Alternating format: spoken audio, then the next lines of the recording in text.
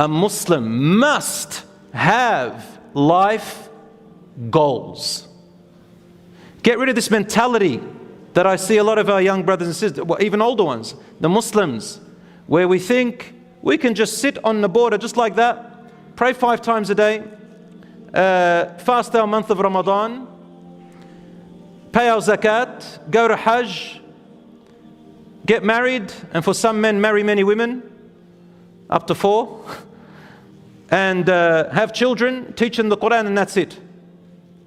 Brothers and sisters, that is only a very small part. We're going to talk about, well, how does a Muslim live their life and set their goals? And you're going to be amazed at how the Sunnah teaches us. The Prophet ﷺ also said, and the hadith is in Bukhari, he said, if the final hour comes, while you have a shoot of plant in your hands, and it is possible to plant it before the hour comes, then plant it. Allah. Do you guys know what this hadith means? Brothers and sisters, we can't just read hadiths and ayat of the Quran on surface level. We need to go deeper. We need to analyze. We need to think harder. Ask questions. What is the Prophet ﷺ saying? If the last hour, you heard the last hour is coming and you have a shoot of plant, what's the point of planting a plant when it's going to end? Rasul ﷺ is telling us, your purpose in life is not the outcome. That's Allah's business. Allah subhanahu wa ta'ala does that. Allah looks at your efforts and what? 2 things. Efforts and intentions.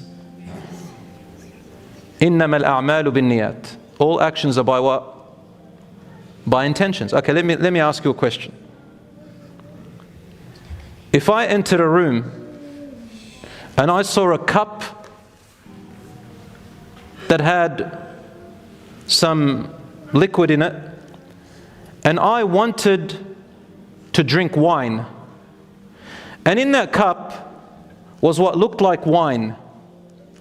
So I go to drink it with the intention that I want to drink wine, and then I find out it's apple juice. Am I sinned? Yes. Huh? I am sinned. I lost both worlds. Number 1, I didn't get the wine. And number 2, I got sinned. Walayadu billah. Actions are by intentions. The other way around. I go in, I thought it was apple juice, ended up being wine. I drank and I go, astaghfirullah. Do I get sinned? No. It's not the outcome, it's my effort and intention. I did my best to find out, but it didn't work. I made a mistake. One of the first things that I see Muslims, it deters them away from success, are these little things. They stop themselves and start to get OCDs over things that Islam has made easy, an easy way out. They start not being able to forgive themselves for months and years. Why did I do that? How could I do that? Yeah, it's okay. Islam is, Allah did not bring the Quran and Islam to make life difficult on you. Allah says, يا طه ما أنزلنا عليك القرآن لتشقى. طه, we have not sent this Quran upon you, O Muhammad sallallahu alaihi wasallam, in order to make life miserable for you. Not so that you can reach misery. وَمَا جَعَلَ عَلَيْكُمْ فِي الدِّينِ مِنْ حَرَجٍ. Allah did not make in this religion hardship upon you. We make it hard. So brothers and sisters, إِنَّمَا الْأَعْمَالُ بِالنِّيَّاتِ. Actions are by intentions. Now I'm going to talk about the first pathway to being successful, and then a second pathway that complements this one. 2 pathways I'm going to talk to you about. You can choose one or the other, or you can blend between the 2. As I told you, these are studies by thousands of experts and scholars, both in the Islamic world and non-Muslim world. So the first pathway I want to talk about is called building your productivity. A Muslim has to be productive, my dear brothers and sisters. A Muslim has to be what? Productive. Remember the hadith we mentioned a couple of weeks ago. We said, Al-mu'min al-qawiyyu khayrun min al-mu'min al-da'if. two believers. One is strong, one is weak. The strong believer is better than the weak believer. And we talked about strong iman, strong resilience, strong willpower. We talked about what makes you a strong character. We talked about resources. We talked about finances. We talked about strength and health and so on. And we also said a mu'min, as Rasul sallallahu alaihi wasallam also said, إِنَّ اللَّهَ يُحِبُّ الْعَبْدَ إِذَا عَمِلَ عَمَلًا يُتْقِنْهُ. Allah loves a servant that when he or she decides to do something, a good project, masters it. You don't stop halfway. Continue to the end even if you fail along the way. Continue. Remember when we mentioned in the hadith, in the seerah of the Prophet ﷺ when they were going to Uhud. Do you remember that battle of Uhud? And this is something Muslims do when they study the seerah. Don't focus on the battles, but rather focus on how the Prophet ﷺ was teaching his companions during all these events. The human side, the wisdom side, the leadership side, the development side. What is he teaching them? It's not about the sword. It's not about the battle. It's about everything in between. Would you imagine sometimes battles will be happening, Rasul sallallahu alaihi wasallam is discussing and teaching his companions how to make tayammum, how to make wudu, what breaks the wudu, all these things. It's constant learning. So he wore the armor, and the companions had exerted energy and sort of put pressure on the Prophet sallallahu alaihi wasallam in a innocent way that, Ya Rasulullah, let's go out. We think we should go out and face them. Rasul sallallahu alaihi wasallam said we should stay in Medina. And then when he saw the majority ruled, he went inside and wore his armor. When he came out, the companions felt regret and they felt sorry.